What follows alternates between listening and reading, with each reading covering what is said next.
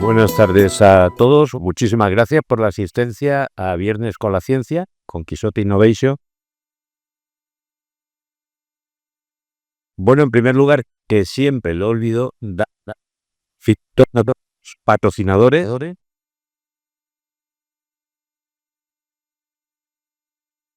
Se oye, no se oye, está en los dos estados a la vez. No.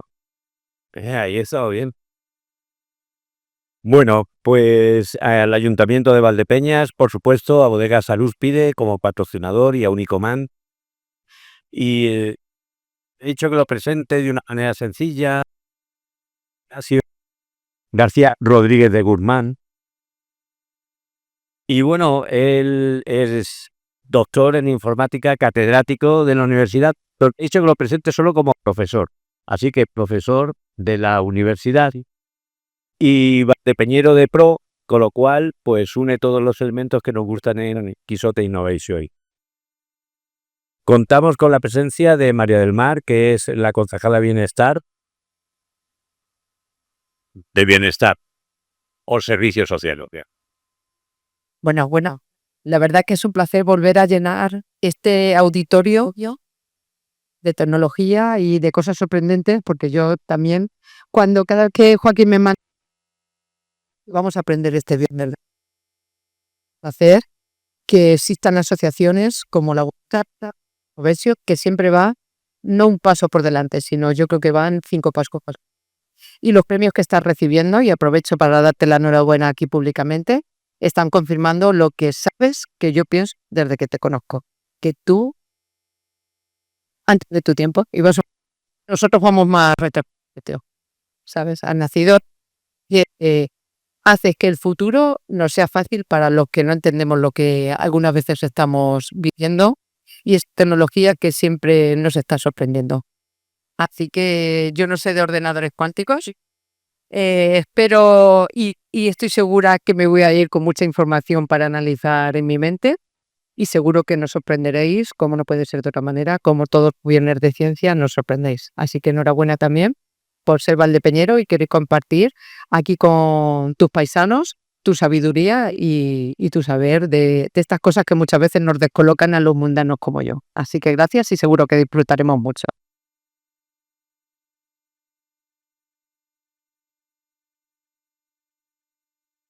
Bueno, muchas gracias. No puedo estar más agradecido a Quixote Innovation, a Joaquín, por esta acción.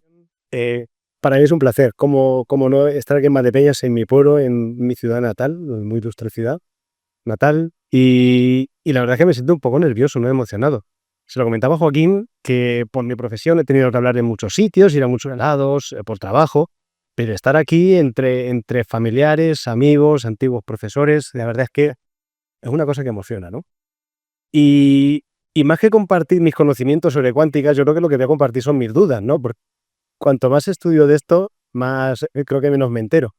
Ya lo decía Richard Feynman, ¿no? Que fue uno de los padres de la computación cuántica, que si crees que te estás enterando de la mecánica cuántica, entonces que no te enteras.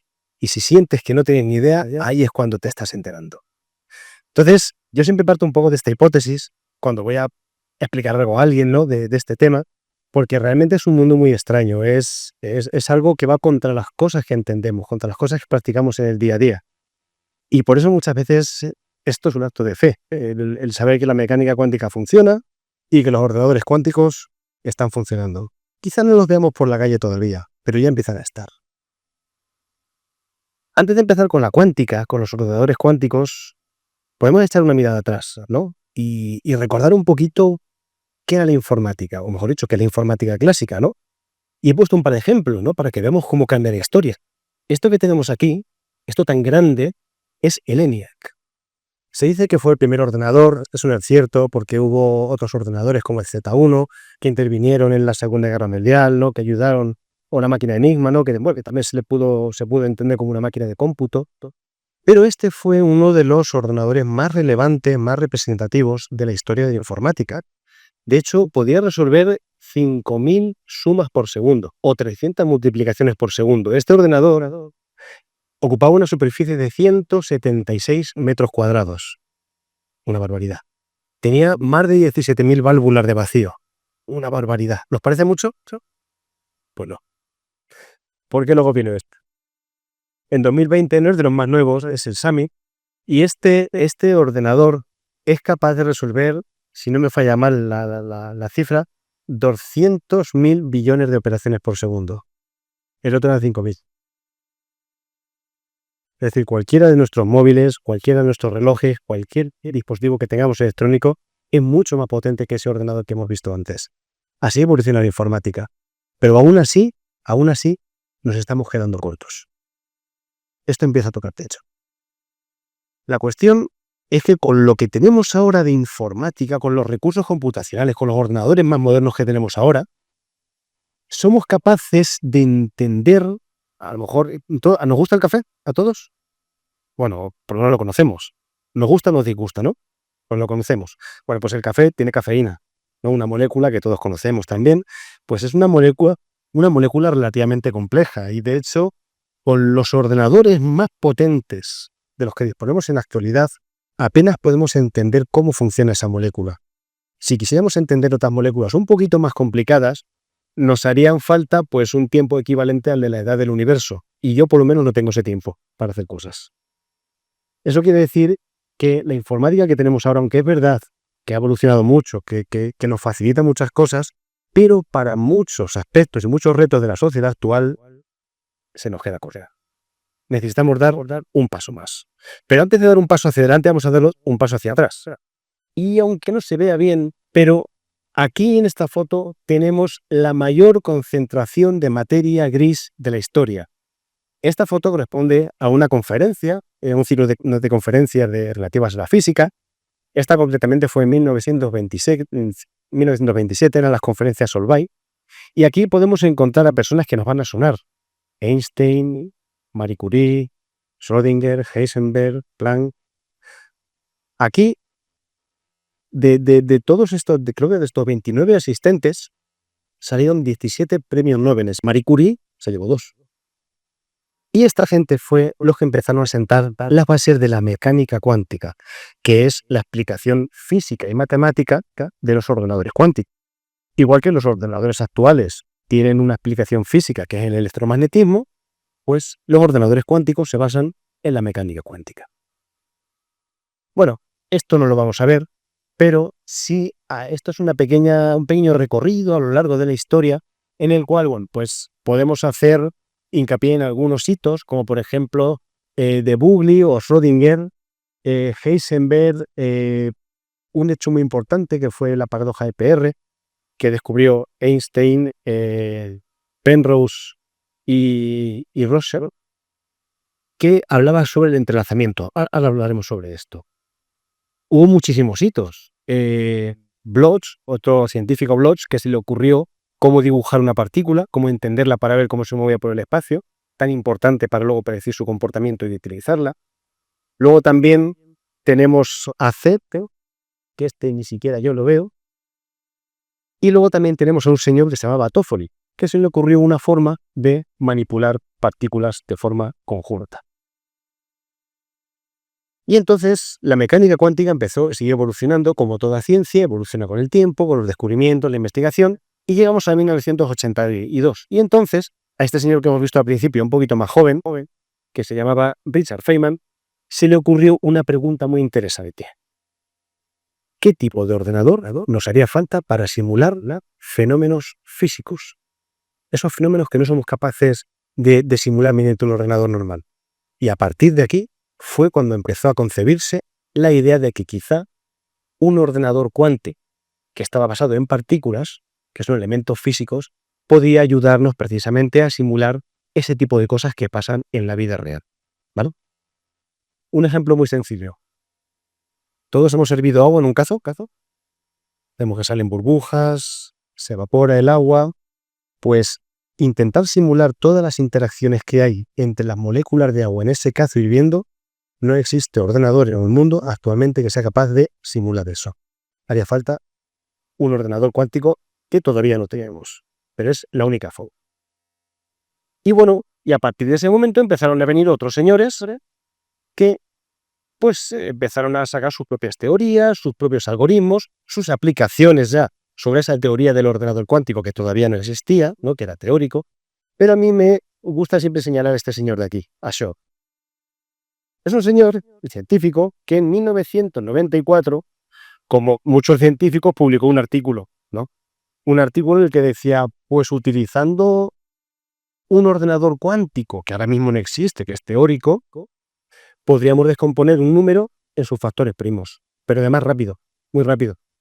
Y este señor lo publicó, sin más intención, sin malicia ninguna. ¿No? No parece que tenga peligro esto, ¿verdad? Descomponer un número en factores primos. Si lo hacemos en el colegio, ¿no? Pues esto tiene mucho peligro. Porque en este momento fue cuando la gente empezó a decir, me ha dicho la gente, ¿no? Los departamentos de defensa de todo el mundo empezaron a decir, cuidado. ¿Cómo que con este paper, este artículo que ha publicado este señor y su método, podemos sacar los factores primos de un número? Cuidado, porque toda la criptografía actual se basa en esto, en los números primos.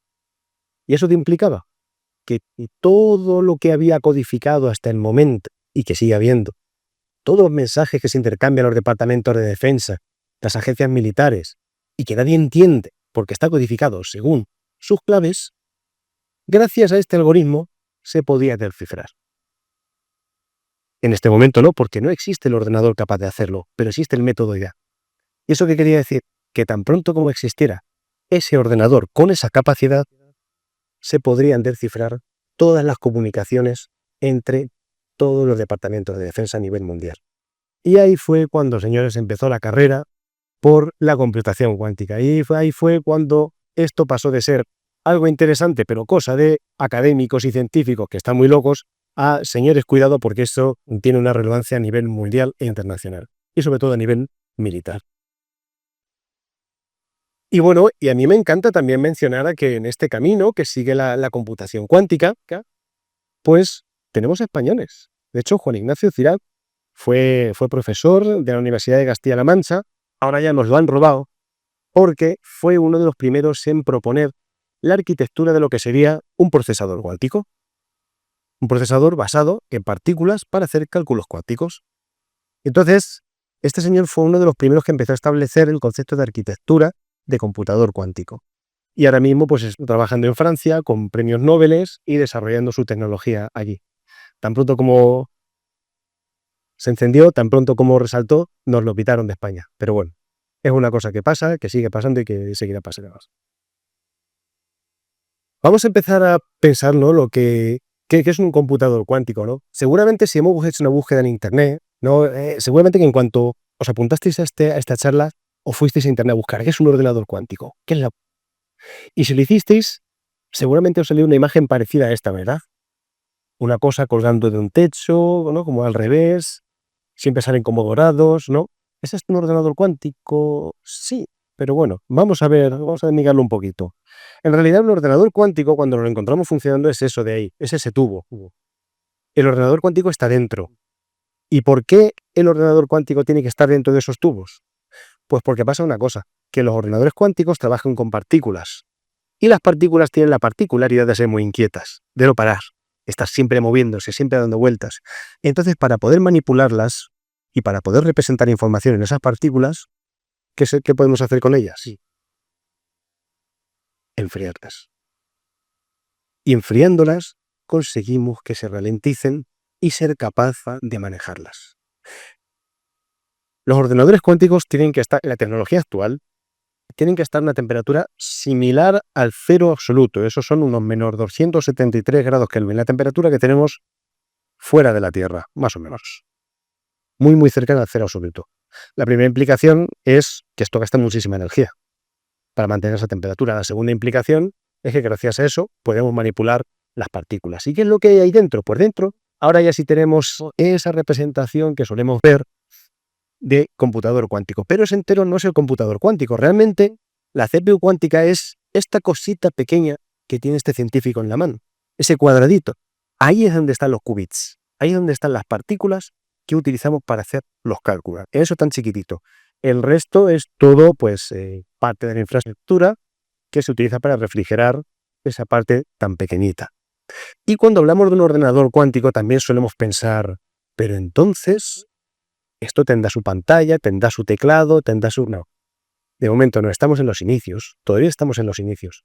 Y todo esto se maneja con otros computadores clásicos que sí que son los que interactúan con él y le mandan las órdenes de lo que tiene que hacer.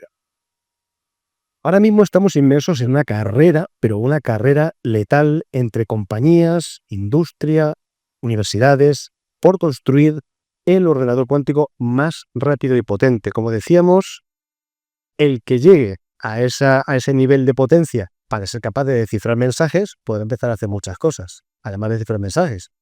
Entonces, si nos damos cuenta, desde el 98 hasta el 2020 hemos subido casi exponencialmente el número de qubits, o mejor dicho, la potencia de los ordenadores cuánticos que se están generando. Actualmente estamos rondando pues, los 200, 300 qubits.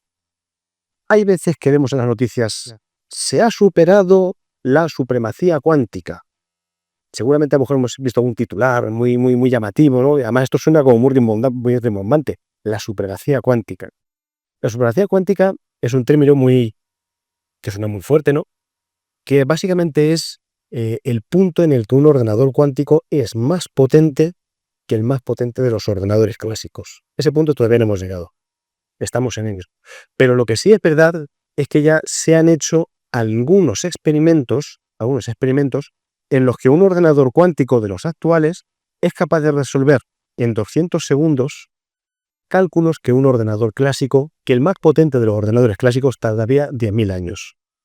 En 200 segundos, lo que el más potente, tarda 10.000 años.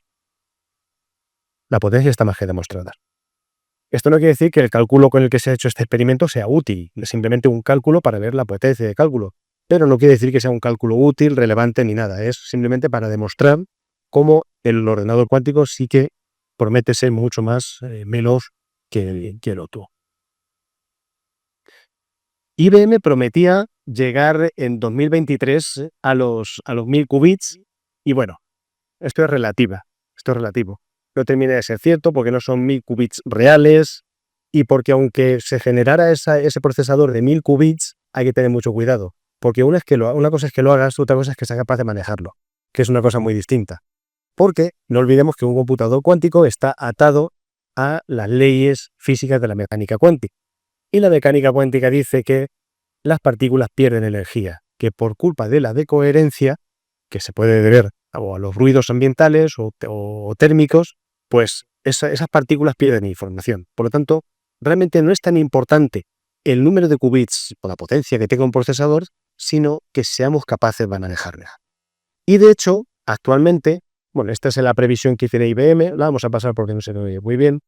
Y de hecho, actualmente, uno de los avances más importantes que se han producido en la computación cuántica es el chip Majorana 1 de Microsoft, que solamente tiene 5 qubits, que no es nada, es muy poquito, pero plantea una nueva arquitectura y una nueva forma de hacer microchips cuánticos que sí que parecen ser escalables y que además y sobre todo son muy resistentes al ruido, es decir, que los podemos utilizar con mucha fiabilidad. Es decir, que cuando ejecutamos algo en uno de estos procesadores, estamos seguros de que el resultado está bien. Porque nuestros ordenadores actuales son muy fiables. Si hacemos una operación, sabemos que la suma está bien, la resta, la multiplicación, la operación que hagamos. Sin embargo, en la cuántica eso ya no pasa. Y ocurre con muchísima frecuencia que los resultados están mal o no son fiables. Bueno, ¿cómo hemos llegado aquí? Pues al fin y al cabo, si echamos la vista atrás de nuevo, aquí hemos llegado al final de una larga carrera de revoluciones industriales. Allá por el siglo XVIII, al principio, por finales del XVIII, nos encontramos con avances que todos hemos estudiado en el colegio, ¿no? Pues como la máquina de vapor, el telégrafo, ¿no? Luego en la segunda revolución industrial, a comienzos del XIX, pues ya teníamos motores de combustión, teníamos la electricidad, la radio como mecanismo de comunicación, el teléfono.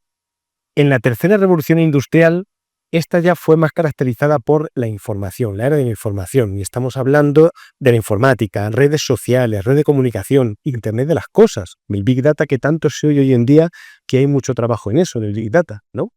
Las impresoras 3D, la Internet de las cosas, la inteligencia artificial, que aunque parece que suena ahora muchísimo, pero la inteligencia artificial ya es antigua, ya tiene su historia. Lo que pasa es que hasta ahora no ha sido posible ponerla en funcionamiento. Y ahora ya sí, la computación cuántica se asocia a la cuarta revolución industrial, junto con cosas tan relevantes como la nanotecnología, la genómica, ¿no? Y otras cosas que están pues. La cuestión es que la computación cuántica ha venido a resolver muchas cosas y muchos retos y muchos problemas que llevamos teniendo mucho tiempo y que todavía no encontrábamos forma de resolverlos. Por ejemplo, algunos de los más interesantes pueden ser para la inteligencia artificial. Hoy en día la inteligencia artificial nos asombra, pero todavía está muy limitada. ¿Por qué? Por los equipos en los que se ejecuta actualmente. Se tarda mucho en enseñar a la inteligencia artificial, se tarda mucho tiempo en entrenarla y luego sigue siendo relativamente lenta para lo que podría hacer. La computación cuántica es una forma mucho más aproximada a cómo funciona un cerebro humano, que es pura química. Por lo tanto, la computación cuántica también va a fortalecer y hacer que avance muchísimo la inteligencia artificial. Nos quedan de ver cosas muy interesantes. La ciberseguridad, por ejemplo, como hemos visto, ahora mismo estamos en riesgo. Pero no quiere decir que en cuanto aparezca ese ordenador tan potente, se van a descifrar todas las claves. Al contrario, mediante la cuántica se van a hacer mecanismos mucho más resistentes para que estemos aún más seguros todavía. Y de hecho, pensemos que cuando se desarrollen técnicas de criptografía basados en la cuántica, va a ser prácticamente imposible de romper. Va a ser totalmente seguro. Aunque siempre se dice que el que hace la ley, hace la trampa. Luego también para cosas tan importantes como la química y la medicina. Estamos hablando de medicamentos específicos para pacientes específicos. Vamos a hablar en detalle de eso un poquito más adelante. Luego también el desarrollo de baterías. Hoy en día que todo tiende a ser eléctrico, que todo tiende a ir desenchufado. Seguimos muy limitados con las baterías. Las baterías tienen una duración muy limitada. Tienen tiempos de carga muy limitados. ¿Y eso por qué es? Porque no conocemos todavía bien los materiales con los que se hacen las baterías. Y la cuántica nos va a ayudar a entender cómo crear nuevos materiales, nuevas moléculas y nuevas formas de crear esas baterías. Vamos a eso. ¿Esto nos suena? The Big Bang Theory. Cuando hablamos de mecánica cuántica, se nos viene a la cabeza Sheldon, escribiendo fórmulas, escribiendo cosas en su pizarra, discutiendo con sus compañeros, ¿no? Esto es lo que solemos pensar que es la mecánica cuántica o la computación cuántica hoy en día. También cuando hablamos de mecánica cuántica pensamos en Marvel, ¿no? Y sobre todo en estas películas y qué es lo que pasa dentro de las partículas cuando bajamos a nivel subatómico y se nos llena la cabeza un poco de estas ideas, pero esto tampoco es la computación cuántica. Sin embargo, la computación cuántica sí que son unas palabras muy raras que a lo mejor ya hemos escuchado en algún telediario, en algún sitio y que realmente son lo que aporta esa potencia a los ordenadores cuánticos. No es que un ordenador cuántico sea más rápido que un ordenador clásico, sino que un ordenador cuántico permite hacer más cosas a la vez. Esa es su potencia de verdad. Los permite hacer más cálculos a la vez, no más cálculos por segundo. Vamos a empezar viendo la primera de las propiedades, que es la superposición. ¿Nos suena el gato de Schrödinger? Seguramente es el gato que más veces ha muerto en la historia. El gato de Schrödinger es un ejemplo, ¿no? que se utilizó para ejemplificar que las partículas pueden estar en varios estados a la vez. Este problema, este ejemplo, decía lo siguiente. Yo meto un gato dentro de una caja. Y dentro de la caja hay un veneno, ¿no? Y junto a ese veneno hay un mecanismo que tiene el 50% de probabilidades de activarse. Si el mecanismo se activa, abre el frasco de veneno y el gato, ¿qué le pasa? Que el gato se muere. Pero, como es un 50%, si el mecanismo no rompe el frasco y no se dispara el veneno, ¿qué es lo que ocurre? Que el gato vive. Por lo tanto, cuando yo meto el gato, el frasco y el mecanismo y cierro la caja, ¿el gato cómo está? ¿Vivo o muerto? ¿No? Es decir, el gato está en los dos estados a la vez. ¿Y cuándo nos enteramos cómo está el gato? Al abrir la caja, al observarlo. Pasa igual con las partículas. Schrödinger demostró que las partículas se podían encontrar en varios estados a la vez de forma simultánea. Podían representar varios estados de información a la vez de forma simultánea. y que solamente sabíamos en qué estado estaba al observarlo. Y en ese momento ya el estado en el que estaba se dice que colapsa y es el que tenemos, ¿vale? Esto es lo que le pasa al pobre gato. Bueno, esto quizás se entiende mejor con esta figura de aquí, donde comparamos lo clásico, la informática de ahora, con la cuántica, que es de la que estamos hablando. A la izquierda, ¿qué es lo que tenemos? Un interruptor de toda la vida, ¿no? ¿Cómo puede estar? Encendido o apagado. No hay más, no hay más. Sin embargo, a la derecha tenemos un interruptor de estos, aunque se ve un poco clarito, un interruptor de esos de botón que giramos y se pone más intensidad o menos intensidad en la bombilla, ¿no? Y la bombilla se enciende, se apaga despacito, pero está en varios estados a la vez, porque no está ni del todo encendida ni del todo apagada. Puede estar en un estado simultáneo, ¿vale? Esto también se entiende muy bien, la superposición con la moneda. Si yo lanzo una moneda al aire, mientras que está en el aire girando, ¿en qué estado está? ¿Cara o cruz? Los dos. ¿Cuándo sé en qué estado está? Cuando la cojo. Ahí está. La función de onda que describe la moneda define que está en dos estados. Y solamente cuando yo la leo es cuando sé en qué estado se la vuelta. Bueno, con esto se entiende súper bien, ¿vale? Estos son los platos de Schrödinger, de la estantería de Schrödinger. Estos platos están rotos y no rotos a la vez. Solamente cuando abro la estantería es cuando veremos los que se salvan y los que no. Pero en principio, estos platos se puede decir que están en superposición. Y los últimos estudios revelan que ya no solamente hay dos estados, ¿no? Sino un tercero, que es el del perro cuántico, que está tumbado, sentado y de pie a la vez. Pero bueno, esto es algo que está en investigación y que de momento todavía no está maduro. La siguiente característica es la incertidumbre. ¿Qué es lo que nos pasa con la incertidumbre? Cuando tenemos incertidumbre, ¿qué es lo que nos ocurre? Que no estamos seguros, ¿verdad? No estamos seguros de algo. No lo sabemos todo. Pues pasa exactamente lo mismo con las partículas. Que las partículas no podemos saber toda su información o todo su estado. Por ejemplo, no podemos saber su posición o su momento lineal de forma simultánea, o lo que es lo mismo, su masa y su velocidad. ¿Esto qué nos dice? Esto tiene una implicación muy seria. Si yo de una partícula no puedo saberlo todo, quiere decir que no voy a poder aprovechar toda la información que tiene y solamente voy a saber parte de lo que me dice. Esto lo sabía el Correcaminos. ¿Todos hemos visto esta serie de dibujos de pequeños? El Correcaminos y el Coyote. Pues el Coyote no sabía de mecánica cuántica, el Correcaminos sí. Y el Correcaminos sabía que si el Coyote sabía su posición, no sabía su velocidad, pero que si sabía su velocidad, no sabía su posición, y por lo tanto nunca podía pillarlo. Ese era el truco del Correcaminos. Pero la implicación real es que si medimos la posición de una partícula, yo no puedo saber su velocidad. Si mido su velocidad, no puedo saber su posición. Siempre nos va a faltar algo. La siguiente propiedad es el entrelazamiento. Y esta es una propiedad muy romántica de la mecánica cuántica, porque esto quiere decir que cuando dos partículas las entrelazamos, las dos están juntas.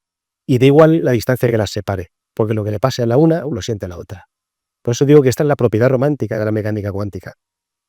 Esto lo que dice es que podemos enlazar dos partículas y transmitir el estado de una a la otra de forma instantánea.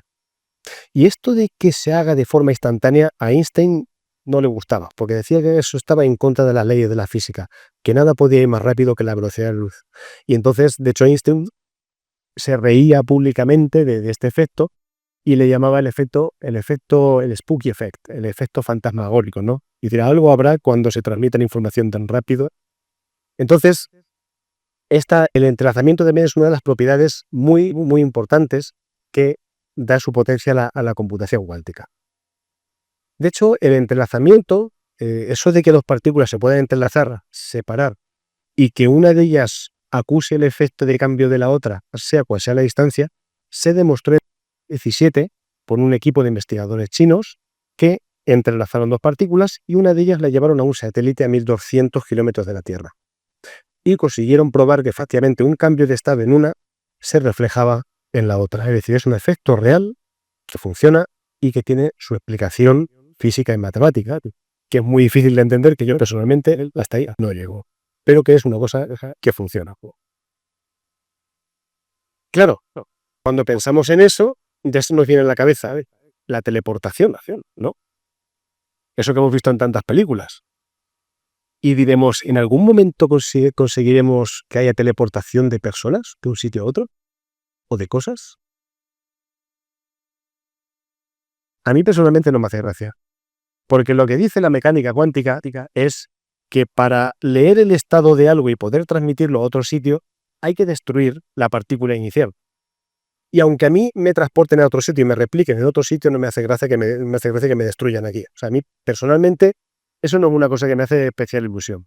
Sin embargo, es algo con lo que ha soñado el hombre desde tiempos inmemorables y el cine así nos lo ha reflejado. Por ejemplo, pues con Star Trek, que continuamente están teletransportando a personas, o incluso en esta famosa película de La Mosca del 86, en la que tenemos al protagonista teletransportando de una cabina a otra con unas consecuencias muy funestas. Hay una película anterior de La Mosca, pero de esa no hay mucha evidencia gráfica que haya podido recuperar. Bueno, ¿entramos un poquito más en harina? ¿Sí? ¿Seguro? Me estáis diciendo que sí, yo voy. Vale. Porque, ¿qué es lo que hace tan rápido a los computadores cuánticos? La forma en la que representan la información. En un computador clásico de los normales, ¿cuál es la unidad más pequeña de información que manejamos? ¿Cómo se llama? El bit. El bit, que es un 1 o un 0.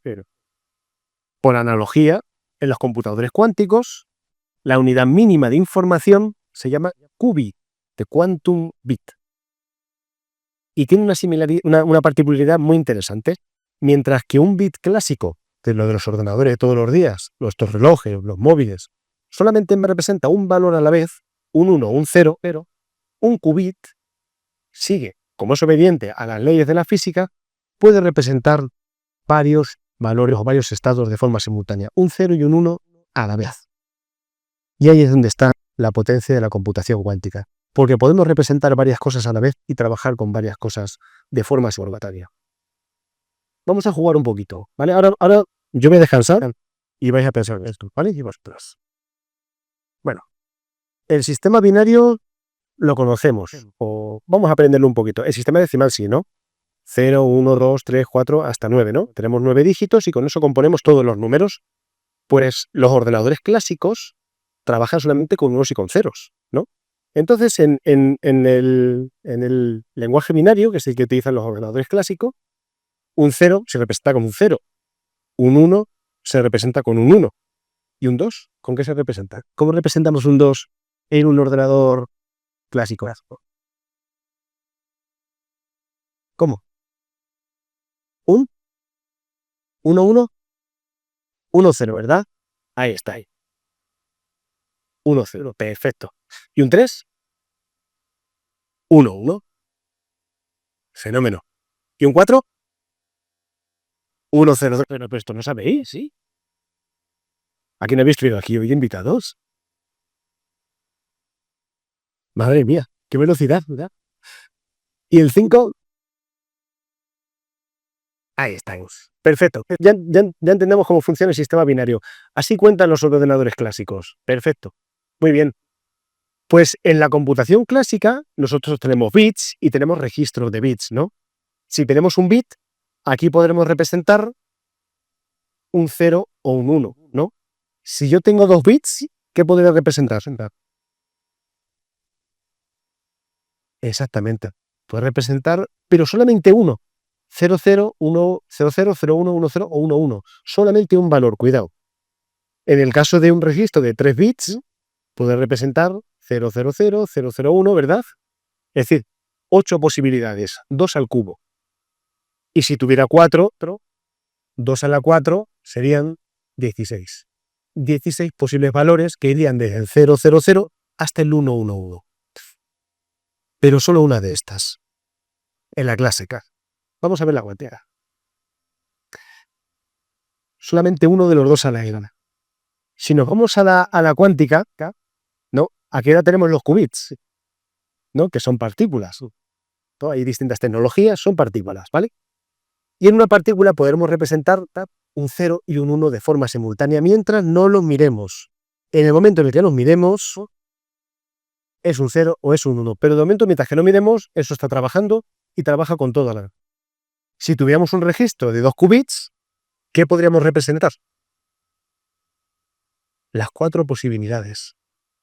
Daos cuenta, en un ordenador clásico, 2 bits me representan solamente un valor. Pero en la cuántica, 2 qubits me representan 4 valores de forma simultánea. Y esto escala.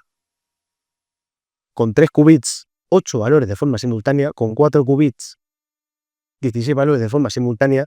Y de ahí que nos estemos dando tanta prisa en conseguir ese ordenador cuántico de tamaño suficiente para poder hacer cálculos complejos. Porque cuanto mayor es el tamaño de la CPU cuántica, obviando ciertos problemas, mayor es la potencia de cálculo que tiene. Habiendo sido un ordenador de 100 bits, sobre 32 en la FIP, Sí. Pero eso tiene un truco, porque muchos qubits no son físicos, no son lógicos, son simulación de qubits. Y aparte hay otro problema, que es el del ruido, la de coherencia. Hay que ser, ya no solamente es necesario ser capaces de tener muchos qubits, sino ser capaces de manejarlos. Porque si pierden su estado, pierden la información. Perfecto. Pues ahora vamos a empezar con las aplicaciones de todo esto, las implicaciones de todo esto. La primera de ellas es la que más preocupó a la sociedad, que fue la seguridad.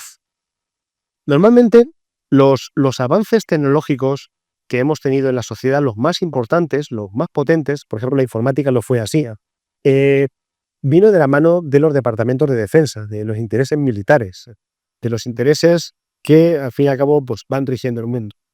Y la primera implicación que tuvo cuando en 1994 Shor publicó ese algoritmo, ese método para poder partir un número en sus factores primos, ahí fue cuando la gente se preocupó y dijo, oye, que el mecanismo actual que utilizamos para encriptar nuestros DNIs electrónicos están encriptados con un método que se llama RSA 2048.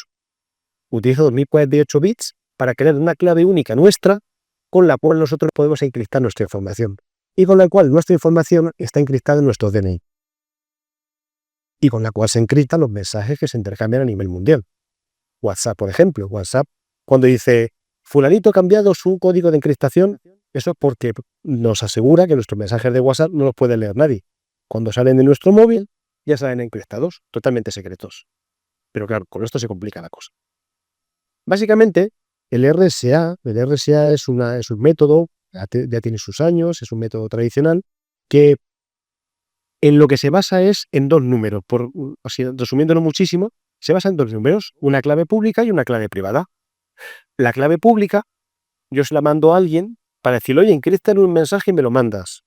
Esa persona encripta ese mensaje con esa clave pública y me lo manda. Y solo yo, con mi clave privada, puedo desencriptarlo. Pero ¿qué es lo que pasa? Que esa clave privada es suficientemente grande como para que sea imposible, bueno, casi imposible, de desencriptar, de saber lo que hay dentro de ese mensaje. ¿A que no nos gusta que nos lean las cartas? No. Si nos llega una carta, no nos gusta que nadie nos la abra y nos la mire.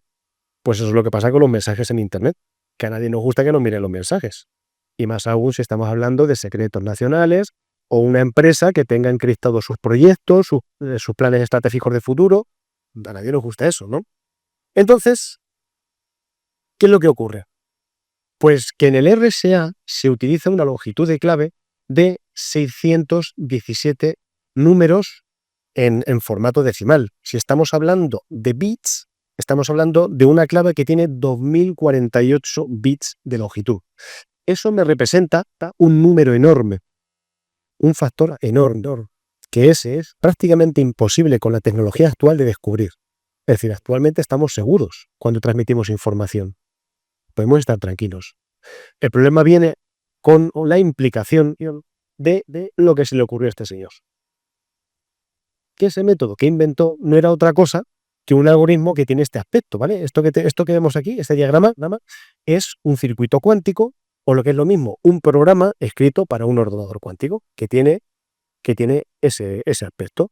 Pues ese algoritmo, que a priori es sencillo, que es relativamente fácil de escribir, otra cosa es que se te ocurra, pero es relativamente fácil de escribir, pues es capaz de que algo que tardaríamos 1.000 millones de años en descifrar, es decir, ese número que hemos visto antes, tardaríamos 1.000 millones de años con la tecnología actual en descifrar, ahora tardaríamos solamente 100 segundos con el ordenador necesario. La cosa se pone seria. La cosa se pone muy seria. Entonces, ¿qué es lo que pasa? Pues esto fue lo que a todos los departamentos, como decíamos, de defensa del mundo, se hizo que se les encendiera la bombilla y que dijeran, aquí hay que meter dinero, esto hay que desarrollarlo porque el primero que llegue es el que va a ser capaz de descifrar. Y yo estoy seguro que todos los departamentos de defensa del mundo llevan años y décadas acumulando mensajes que no son capaces de leer, pero guárdalos que ya luego, si acaso más adelante, ya veremos lo que tiene. Ya lo descifraremos. Entonces, de ahí la urgencia. Bueno, vamos a ver otra aplicación que para mí es muy, muy, muy interesante y muy relevante. Es la farmacogenómica. ¿Alguien de aquí nos suena lo que es la farmacogenómica? ¿No? Va por ahí. Va por ahí. Teniendo en cuenta los medicamentos, las enfermedades, el historial del paciente y, más importante, su ADN, seríamos capaces de crear tratamientos súper especializados para personas concretas. ¿Por qué? Porque pasa una cosa, que la típica pastilla de ibuprofeno tiene un efecto sobre una persona, pero puede tener otro distinto sobre otra. Puede ser que a una persona solamente necesite media pastilla de ibuprofeno para que le funcione bien y que otra necesite 2, porque por su configuración genética, por su cuerpo, por quizás su historial médico, pues una pastilla no le sirva. Sin embargo, los médicos le recetan la misma pastilla a uno y a otro. O incluso puede haber un medicamento que pueda ser muy bueno para toda la población, pero para que para un 1% sea tóxico. Ostras, pues eso hay que saberlo. ¿Cuál es el problema? Que no sabemos cómo hacerlo. ¿Por qué no sabemos cómo hacerlo? Pues muy sencillo. Porque de todo el código genético que tenemos los humanos, el 95% es código basura, no vale para nada. El 95% de nuestro ADN. Pero hay un 5% de sí, y no es poco. Estamos hablando de 30.000 genes. 30.000 genes que dicen cómo nos van a afectar los medicamentos según nuestro historial, nuestro estilo de vida y muchísimos otros factores. Aquí en la farmacogenómica, si leemos un poquito, hay muchas implicaciones éticas, morales, ¿no? Sobre cómo de correcto es el analizar el ADN de una persona para saber qué medicamentos le van mejor o peor. Aquí hay muchas implicaciones, pero la que nos interesa a nosotros ahora es la de ser capaces de hacer los cálculos necesarios para que, dado un paciente y toda la información que yo sé de él, sepa cuál es la dosis que tengo que inocular de un medicamento o de varios. Porque ya hablamos de combinaciones de medicamentos y ya estamos hablando de que son varios los genes que pueden intervenir en ese efecto o toxicidad de ese medicamento, entonces ya los cálculos se nos disparan. Es imposible de hacer. Sin embargo, hay una vertiente de la computación cuántica que sí que es específica para este tipo de cosas, que se llama computación adiabática. La computación adiabática está especialmente, diseñada para resolver problemas de optimización.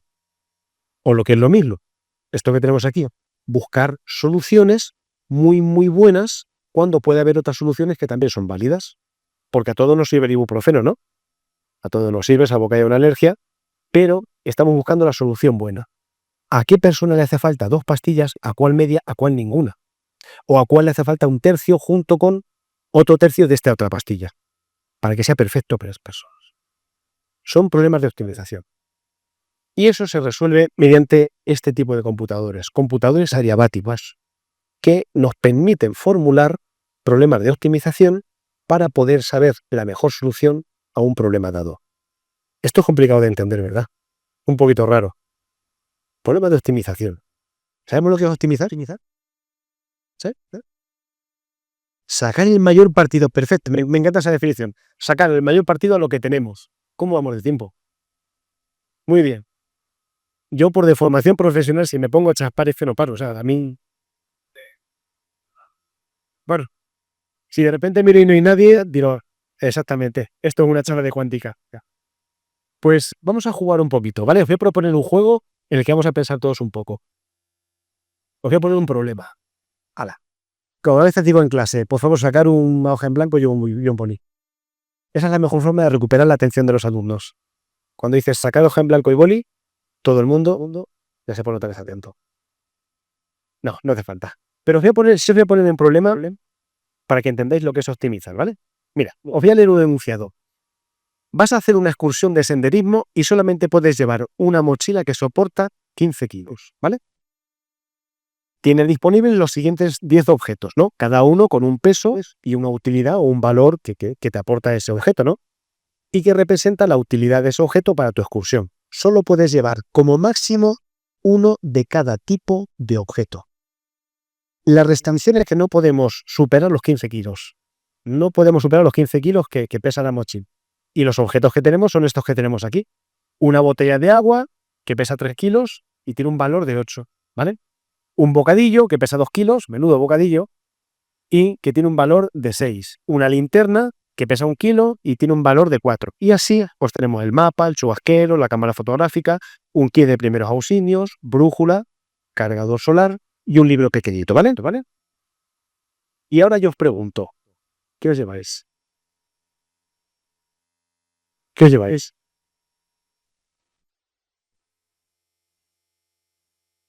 Lo que más os interesa, lo que más valor da, ¿verdad? Bueno, vamos a por lo que más valor da, ¿no?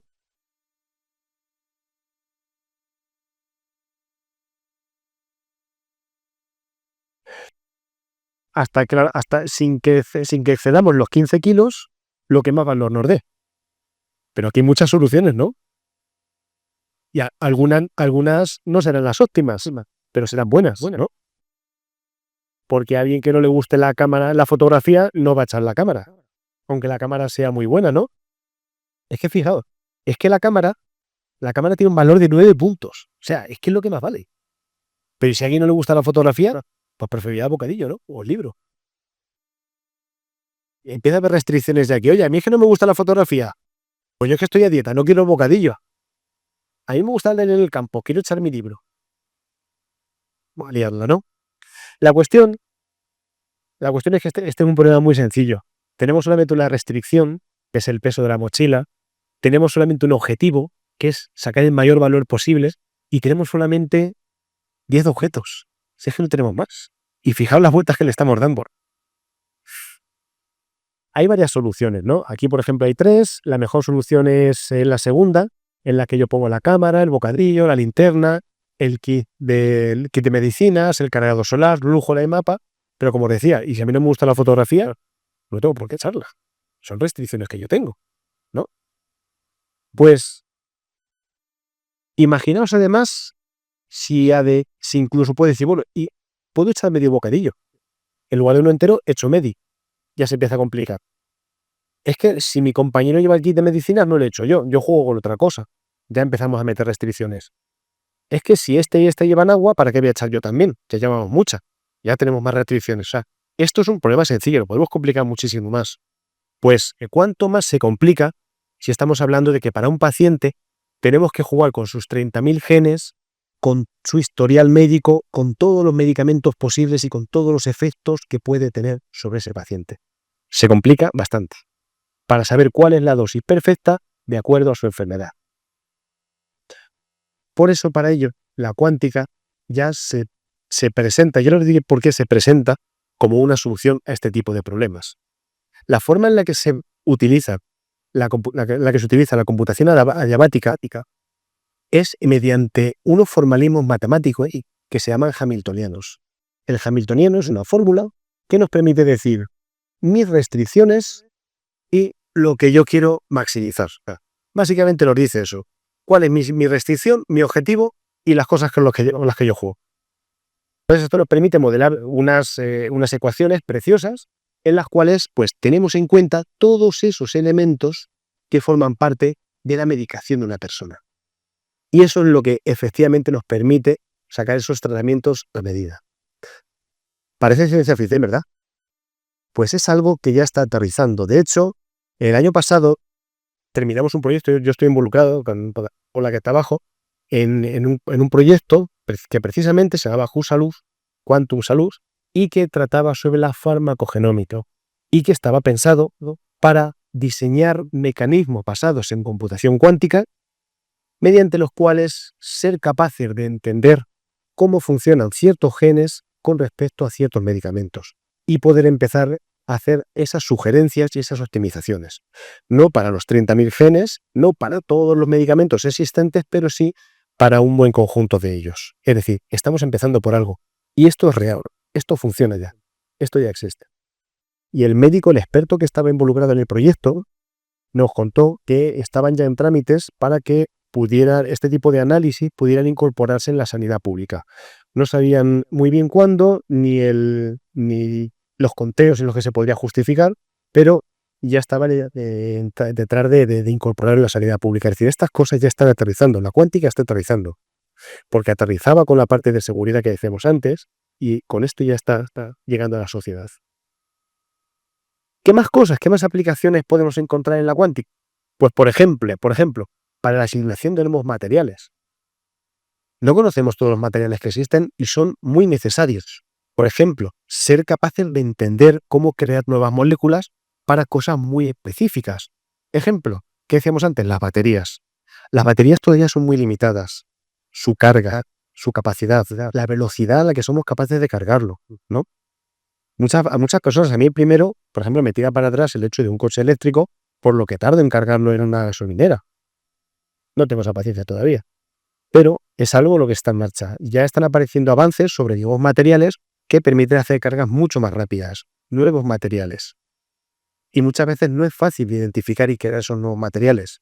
Sin embargo, con la potencia que nos da la cuántica, sí que podemos llevar a cabo todas esas simulaciones para que si llegara a crear el material en la vida real, podamos saber si funcionaría. Y entonces ya así es cuando se empieza a trabajar sobre él. El diseño de fármacos ad hoc, fármacos específicos para cada paciente. Estamos hablando de que ya, mediante la computación cuántica, no habría que seguir los procesos experimentales que se siguen con los fármacos actuales, que tienen tantas fases, que tienen tantos, requieren de tantos ensayos, tanto prueba y error, crear grupos para hacer comparaciones, ¿no? Porque con la cuántica podemos precisamente simular cómo las nuevas moléculas tienen un impacto en la enfermedad, tienen un impacto en la genética, tienen un impacto en la salud.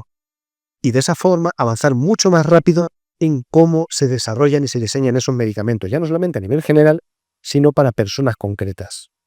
De hecho, esto es tan real que ya hay empresas como Roche, Boehringer Ingelheim, creo que se llama, y Menten A, que están trabajando precisamente en el diseño de fármacos utilizando computación cuántica. Más aplicaciones, por ejemplo, en la optimización de procesos logísticos y financieros. Hoy en día, ¿quién no pide algo a Amazon, a eBay, ¿quién no pide cosas de esas por internet? ¿Quién no compra por internet? Todo el mundo. ¿Somos conscientes de lo complejo que es organizar todas las compras en camiones, aviones, barcos y otros tipos de transporte para que todo llegue en el menor tiempo posible, al menor coste posible y de la mejor forma posible? Es complejísimo. Esos son problemas de optimización, problemas de enrutamiento, saber cómo componer el envío de todos los paquetes de todo el mundo para que eso llegue de la mejor forma posible. Eso implica también, ya no solamente en el coste, sino en la contaminación. Producir contaminación que se produce de todo ese tipo de transportes. Pues todo eso se puede representar mediante software cuántico. Se puede representar de forma que podamos obtener la mejor forma de mandar toda esa paquetería y que tengamos una reducción de costes y de contaminación. Pasa lo mismo exactamente con las carteras de inversión. Esto le interesa muchísimo a los bancos. Cómo mover los activos de forma que se obtenga el mayor rendimiento del dinero del contribuyente. Bueno, yo esto todavía no me lo creo mucho, pero sí es verdad que ya se está aplicando. De hecho, tenemos, por un lado, a BBVA y la CaixaBank trabajando implicados en temas de computación cuántica para sacar el mayor rendimiento de sus activos. Y luego también tenemos a Volkswagen, que está muy metida en la optimización de tráfico y de rutas de transporte. ¿Vale? Todo esto ya está funcionando. Y para acabar, me gustaría hacer una pequeña reflexión. ¿Alguien de aquí, porque no todo el monte es orégano, como se suele decir, ¿alguien de aquí les suena el concepto de la crisis del software de los 60? ¿Qué es lo que pasa cuando prometes que sabes hacer algo y no lo sabes? Que te acaban pillando. ¿No? Que si yo es que sé, yo madre mía, yo te monto unos huertos buenísimos, lo que tú quieras, de cualquier verdura, de lo que quieras. A lo mejor sabes montar un huerto chiquitito, ¿no? Y te pregunta un amigo, oye, ¿me ayudas? Y tú le ayudas. Y te llega otro y dice, oye, pues yo tengo un terreno como un campo de fútbol, ¿me ayudas? Venga, vamos. Eso es un desastre. Esa es la crisis del huerto. Pues en el software pasó algo muy parecido, en el software clásico, ¿no? Cuando empezó la informática en los 60, ¿no? Que lo que ocurrió ahí fue que aparecieron las máquinas, esos primeros ordenadores, pero los que programaban en esos momentos, los que hacían los programas en esos momentos, lo hacían sin saber, porque no tenían el conocimiento necesario, no habían tenido el tiempo suficiente para aprender a hacer programas. Y la industria estaba pletórica diciendo, todos los procesos los vamos a agilizar, vamos a volvernos los más productivos del mundo, porque con la informática y los programas no había quien los hiciera. Entonces en los 60 se llegó a un punto en el que se esperaba más de lo que se era capaz de hacer. Esa fue la crisis, software de los años 60. Tiempo, hace ya tiempo. La cuestión es que de ahí aprendimos mucho. Bueno, aprendieron en su momento, aprendieron mucho. Y fue cuando ya se tomaron en serio el desarrollo de software, que lo importante no era solamente las máquinas, sino los programas que corrían en ellas. Porque la máquina es una máquina, pero el programa es lo que le dice qué hacer. Eso es lo importante. Lo importante no es tener cacharros de cocina. Lo importante es saber hacer la receta. Porque incluso con menos cacharros de cocina podemos hacer mejores comidas. En el año 2000, ¿nos acordamos del efecto 2000? Madre mía, qué miedo, que pensábamos que después de la última uva volvíamos a la edad de piedra. El efecto 2000, y luego no pasó nada. Aquello fue una campaña de marketing buenísima para que mucha gente se forrara, actualizando sistemas. Habría sistemas que fallarían, por supuesto, pero se creó mucha expectativa y luego no fue tanto. Pero ¿qué es lo que pasa? Que como ya hemos visto cosas que han pasado en el pasado de la informática, estamos un poco preocupados con la computación cuántica. Estamos un poquito preocupados. ¿Por qué? Pues porque tampoco sabemos hacer programas. Porque todos los informáticos que estamos hoy en día sabemos de unos y de ceros, pero no sabemos de unos y de ceros a la vez. Y hacer un programa en cuántica no es lo mismo que hacer un programa como lo hacemos ahora, que tenemos nuestra mente pensada para eso. Es muy distinto. Y creedme que es muy distinto. Es como si tú eres un experto en hacer gachas y de repente te llevan a hacer cocina tailandés. Lo vas a intentar, pero te va a costar. Entonces, bueno, se está trabajando ya en cosas como la ingeniería del software cuántico, que es que ya, como ya sabemos lo que viene y lo que puede pasar, vamos a empezar a crear ya técnicas, herramientas y conocimiento para que la gente que viene ahora, las nuevas generaciones, incluso nosotros, sepamos hacer bien los programas y realmente podamos conseguir todos esos retos que hemos estado hablando. Farmacogenómica, medicinas a medida, enrutamiento de transportes, seguridad, que seamos capaces de hacerlo. Que no nos quedemos en el dicho, sino que además vayamos a hecho. Y bueno, hace unos años empezamos a trabajar en ello. Quería poner esta foto, me hace mucha ilusión, porque esto fue justo antes de la pandemia. Yo tenía unos poquitos kilos de más. Y precisamente aquí fue cuando empezamos a formalizar algo que se llamó el manifiesto de Talavera para la programación y el desarrollo de software cuántico, para ingeniería de software cuántico y la programación.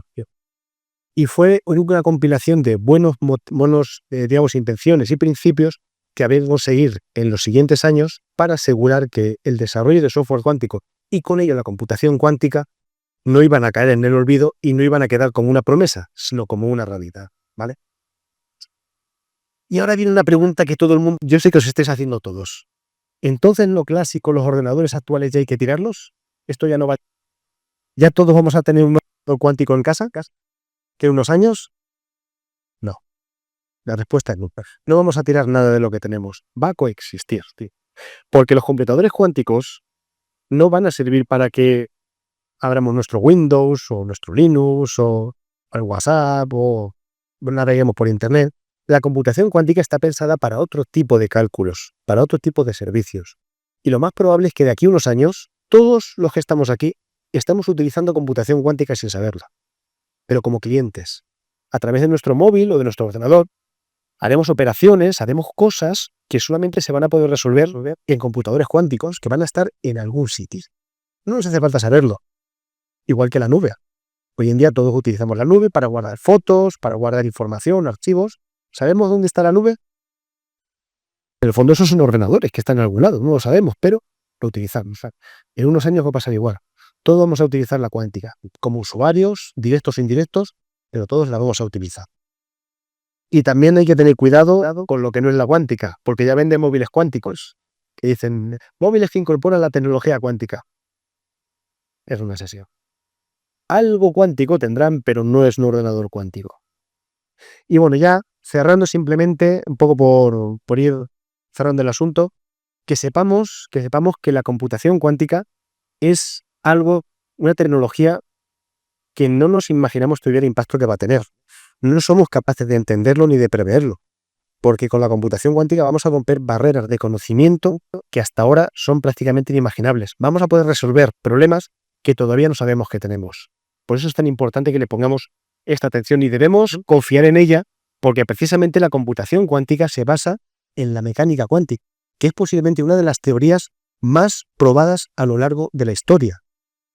Por lo tanto, el sustrato matemático y físico de la computación cuántica es real. Y eso hace que sea factible todo lo que viene a continuación.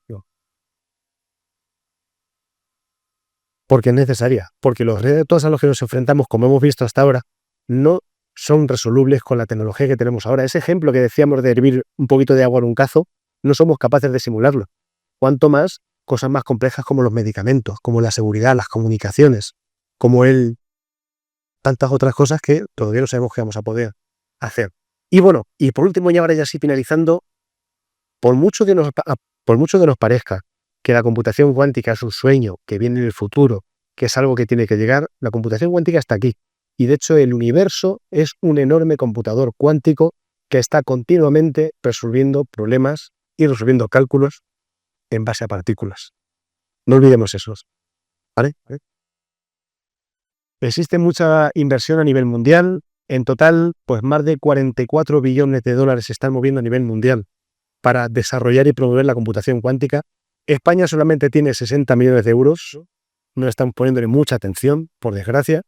Pero bueno, tenemos otras potencias como China, Japón, Rusia, Estados Unidos, Canadá, que sí que están metiendo mucho músculo para que esto se abra.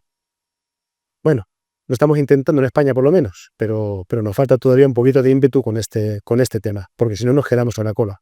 En España hay muy buenos investigadores, hay muchos grupos que están trabajando muchísimo por el desarrollo del software, no tanto la parte hardware, sino por la parte software, pero no hace falta inversiones, porque no hay. Y antes de irnos, ¿hay alguna pregunta?